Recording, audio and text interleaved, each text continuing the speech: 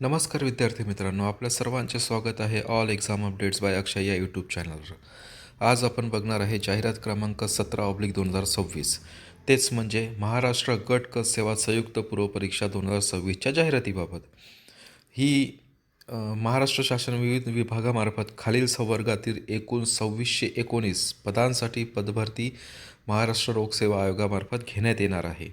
ही exam पहिल्यांदाच online संगणक प्रणालीद्वारे आधारित CBT पद्धतीने घेण्यात येणार आहे. आतापर्यंत आपली संयुक्त परीक्षा ही ऑफलाईन घेण्यात येणार होती, परंतु यावेळेस पहिल्यांदाच ही एक्झाम ऑनलाईन घेण्यात येणार आहे. यावेळेस MPSC मार्फत खूप मोठ्या जागेसाठी मेगा भरती निघालेली आहे. उद्योग निरीक्षक विभाग आहे उद्योग, ऊर्जा व कामगार विभाग. याच्यात एकूण 9 पदे आहे. तांत्रिक सहाय्यक वित्त विभाग एकूण 3 पदे. कर सहाय्यक वित्त विभाग 282 पदे. सहाय्यक मोटर वाहक निरीक्षक गट क गृह विभाग 461 जागा आहे. आणि लिपिक टंकलेखक म्हणजेच मंत्रालयीन प्रशासकीय विभाग तसेच राज्य शासनाच्या महाराष्ट्रातील विविध कार्यालय याचे एकूण 1864 एकूण पदे आहे. आपण जर एकत्रित पदे बघतो म्हटलं तर एकूण पदे 2619 पदांसाठी मेगा भरती निघालेली आहे. यामध्ये प्रस्तुत परीक्षेतील सहाय्यक मोटर वाहक निरीक्षक संवर्गातील अर्ज करणाऱ्या इच्छुक करणाऱ्या आणि शैक्षणिक व शारीरिकदृष्ट्या पात्र उमेदवारांना अर्ज सादर करण्यात सदर संवर्गात विकल्प सादर करणे आवश्यक राहील. आता अर्ज करण्याची सुरुवातीची तारीख आणि शेवटच्या तारखेबाबत बघू. अर्ज सादर करण्याचा कालावधी जो आहे 27 जून 2026 दुपारी 2 वाजतापासून तर 17 जुलै 2026 रात्री 12 वाजेपर्यंत सदर अर्ज करायचा कालावधी हा राहणार आहे. ऑनलाईन पद्धतीने विहित परीक्षा शुल्क भरण्याची अंतिम तारीख 17 जुलै 2026 आहे.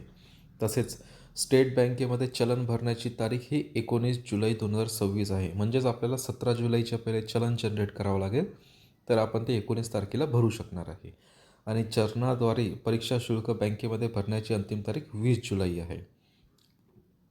पदसंख्या आणि आरक्षणाबाबत जर का तरतुदी बघतो म्हटलं तर पदसंख्या व आरक्षणामध्ये शासनाच्या संबंधित विभागाच्या सूचनेनुसार बदल होण्याची शक्यता नाकारता येत नाही. शक्यतोवर जागा ह्या कमी होत नसते, जर जागा वाढल्या तर वाढेल, परंतु आज रोजी त्याच्याबद्दल कसल्याही प्रकारचं मार्गदर्शन किंवा कसल्याही प्रकारच्या सूचना देण्यात आलेल्या नाही आहे. जाहिरात प्रसिद्ध झाल्यानंतर तसेच पूर्वपरीक्षेचा निकाल अंतिम करणेपर्यंत नव्याने प्राप्त होणाऱ्या मागणीपत्रांमध्ये जाहिरातीमध्ये नमूद नसलेल्या संवर्गासाठी तसेच सामाजिक आणि समांतर आरक्षणाकरिता पदे उपलब्ध होण्याची आणि विद्यमान संवर्गातील पदसंख्येमध्ये बदल किंवा वाढ होण्याची शक्यता विचारात घेऊन उमेदवारांनी पूर्वपरीक्षेकरिता अर्ज सादर करणे आवश्यक राहील.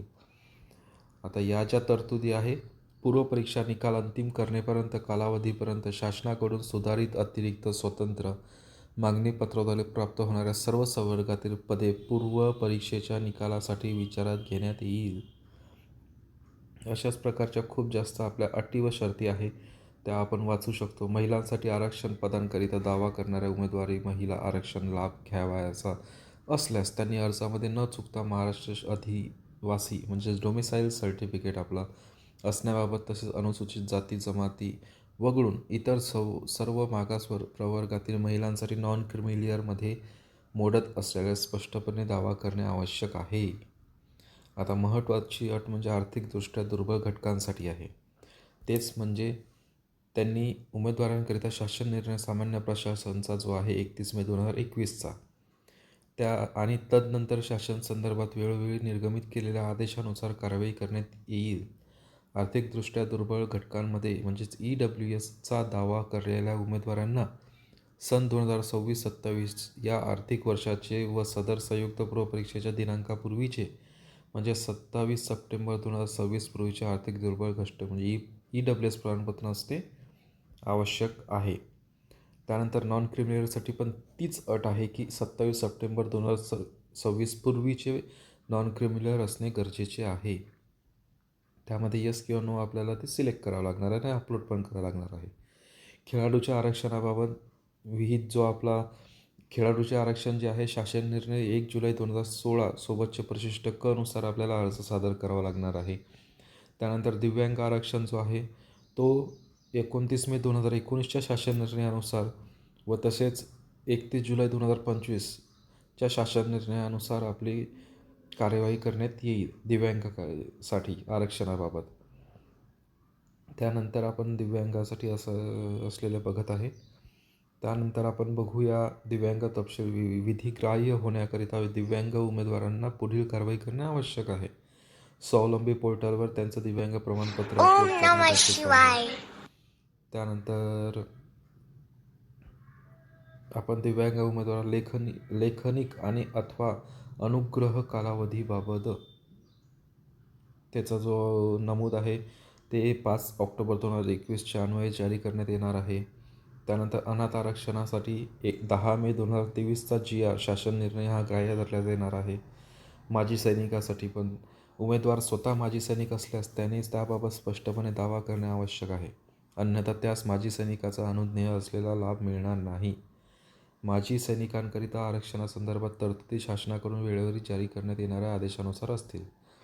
प्रकल्पग्रस्तांसाठी 20 जानेवारी 1980चा शासन निर्णय राहणार आहे. भूकंपग्रस्तांसाठी 27 ऑक्टोबर 2009चा शासन निर्णय राहणार आहे. पदवीधर अंशकालीन कर्मचारी यांच्याकरिता आरक्षण पण आहे. ते 27 ऑक्टोबर 2019चा शासन निर्णय राहणार आहे. लिपिक टंकलेखक संवर्गासाठीच लागू राहणार आहे तो.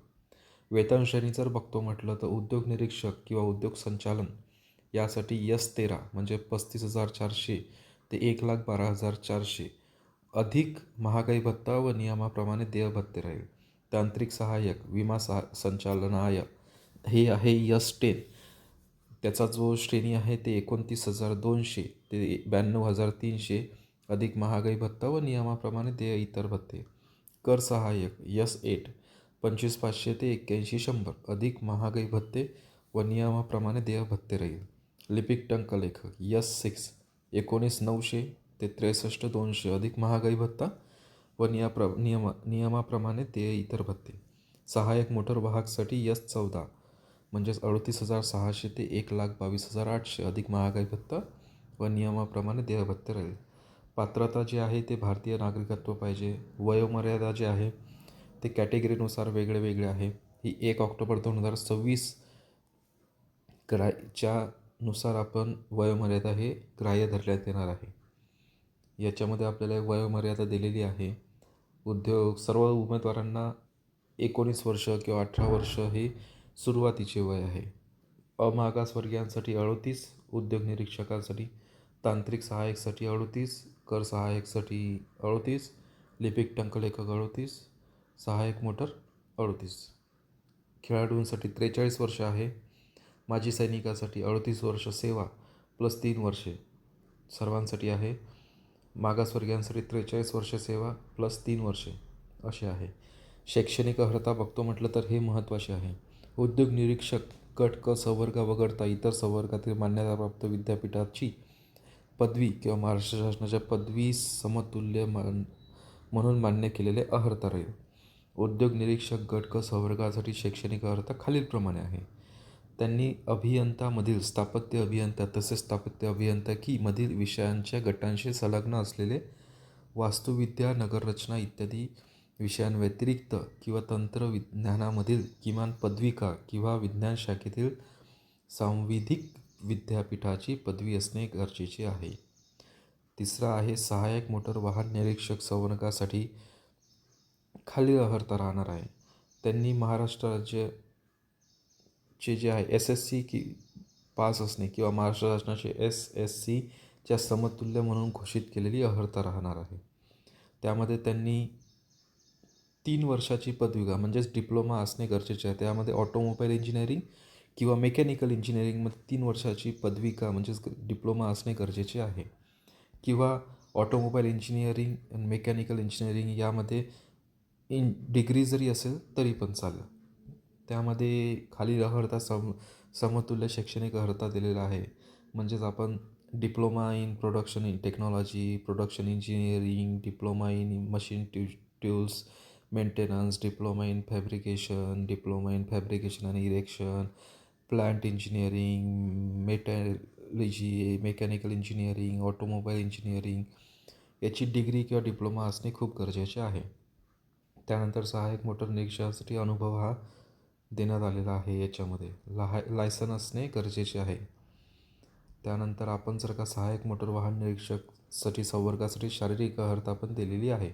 उंची 163 सेंटीमीटर असणे गरजेचे आहे कमीत कमी, आणि छाती 79 सेंटीमीटर प्रशसनाशिवाय आणि 5 सेंटीमीटर नंतर महिलांसाठी उंची 155 सेंटीमीटर आणि वजन 45 किलोग्राम कमीत कमी. त्यानंतर टंकलेखक अर्हतासाठी त्यांनी मराठीसाठी टायपिंग 30ची आहे आणि इंग्रजीसाठी 40ची आहे. लिपिक टंकलेखकसाठी पण तेच आहे. अर्हता पात्रता आपण बघितलेलीच आहे.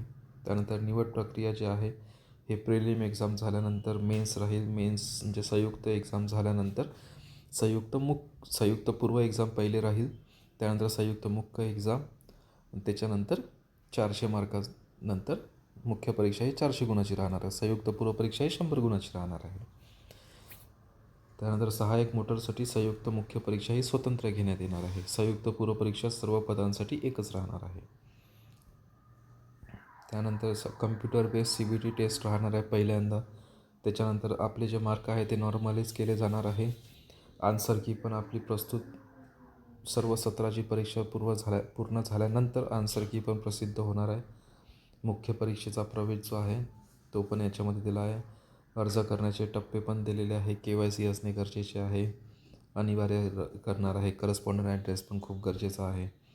नंतर विहित कागदपत्रे अपलोड करायसाठी PDF स्वरूपात पाहिजे आहे. 50 ते 500 KBच्या अंदर आपल्याला सर्व डॉक्युमेंट्स अपलोड करायचे आहे.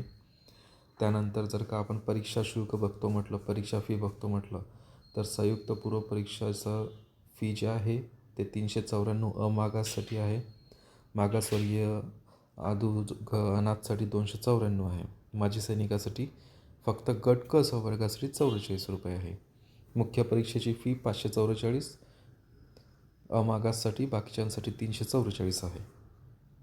आणि ही परीक्षा फी नॉन रिफंडेबल राहणार. परीक्षा ऑनलाईन पद्धतीने तुम्ही परीक्षा शुल्क फी भरू शकता. त्यानंतर सेवा प्रवेशाची शर्तेवर अटी त्या आपल्याला माहीतच आहे. प्रवेश प्रमाणपत्र वेबसाईटवर ऑनलाईन उपलब्ध 7 दिवसाच्या अगोदर ऑनलाईन वेबसाईटवर दिसूनच जाणार आहे. त्यानंतर अशा प्रकारे आपण पदाची जर का आपण कॅटेगरी बघतो म्हटलं तर उद्योग निरीक्षक या पदासाठी अजासाठी अनुसूचित जातीसाठी 2 जागा आहे. अनुसूचित जमातीसाठी काहीच नाही. विजे साठी 1 जागा, इतर मागास वर्गासाठी 3 जागा, विमा प्रसाठी 1, शैक्षणिक मागास वर्गासाठी 1 व एकूण पदे 8 असे एकूण 9 पदांसाठी जाहिरात निघालेली आहे. तांत्रिक सहाय्यकसाठी 3 पदे आहे. त्यामध्ये विमा प्रसाठी 1, 6 वर्ष मागास वर्गासाठी 2, एकूण पदे 2, राखीव पदे 1 असे 3 पदांसाठी आहे. सहाय्यक मोटर निरीक्षकासाठी 461 पदे आहे. पदसंख्या अजासाठी 34, अजसाठी अनुसूचित जमातीसाठी 17, विजा असाठी 12, भज बसाठी 5, भज कसाठी 21 अशा एकूण, आणि इमा वसाठी 97 व अराखीव पदे 166 असे 461 पदांसाठी ही भरती आलेली आहे. कर सहाय्यकसाठी 282 पदे आहे. मंत्रालयीन प्रशासकीयसाठी 243 आहे. अशी मेगा भरती ही निघालेली आहे. लोकायुक्त कार्यालय मुंबईसाठी 6 पदे आहे. सहाय्यक संचालक लेखा कोशागार नागपूरसाठी 15 पदे आहे. सहाय्यक संचालक लेखा कोशागार नाशिक विभागासाठी 11 पदे. सहाय्यक संचालक लेखा कोशागार अमरावतीसाठी 29 पदे. सहाय्यक संचालक लेखा व कोशागार कोकण विभाग नवी मुंबई 17 पदे. सहाय्यक संचालक लेखा कोशागार पुणे विभाग एकूण 21 पदे. सहाय्यक संचालक लेखा व कोशागार विभाग छत्रपती संभाजीनगर एकूण 9 पदे.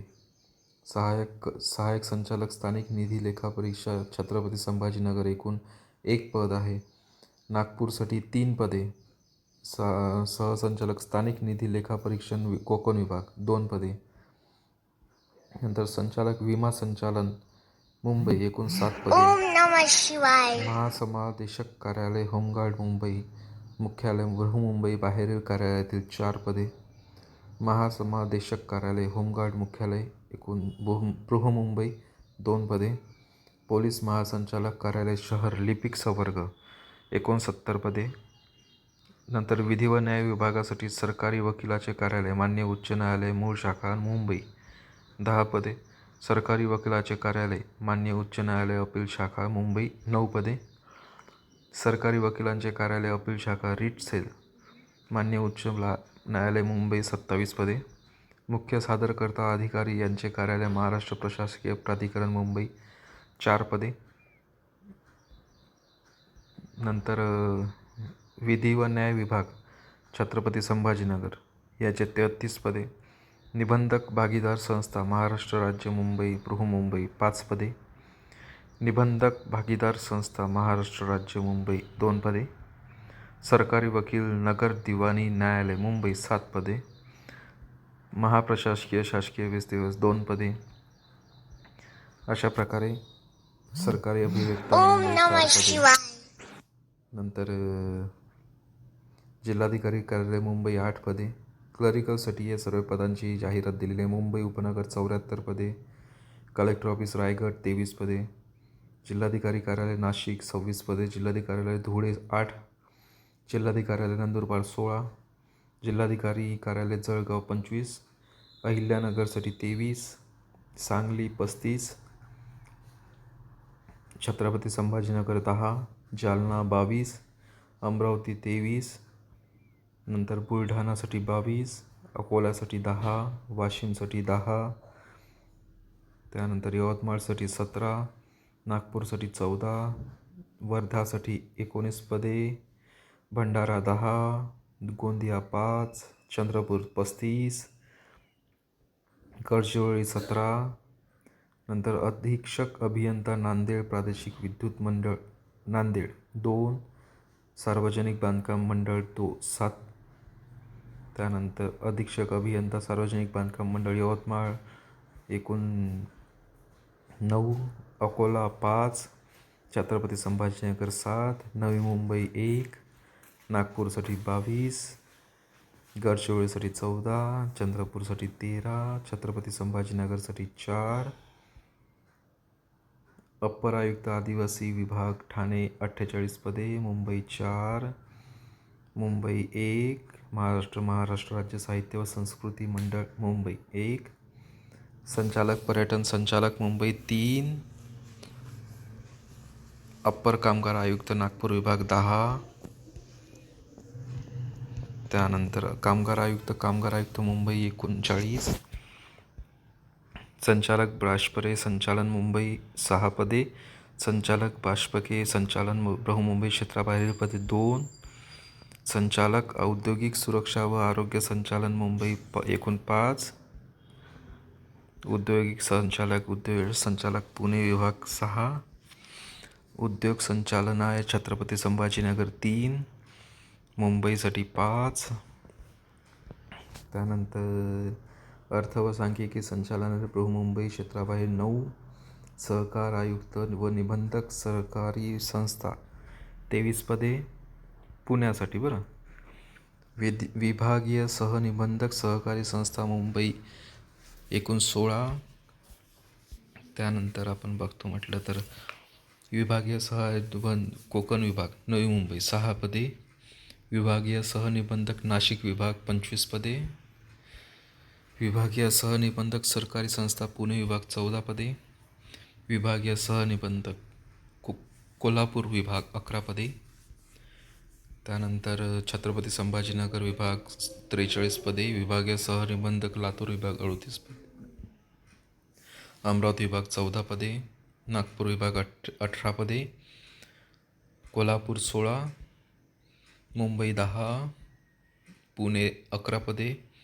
विभागीय सहनिबंधक छत्रपती संभाजीनगर एकूण 54 पदे.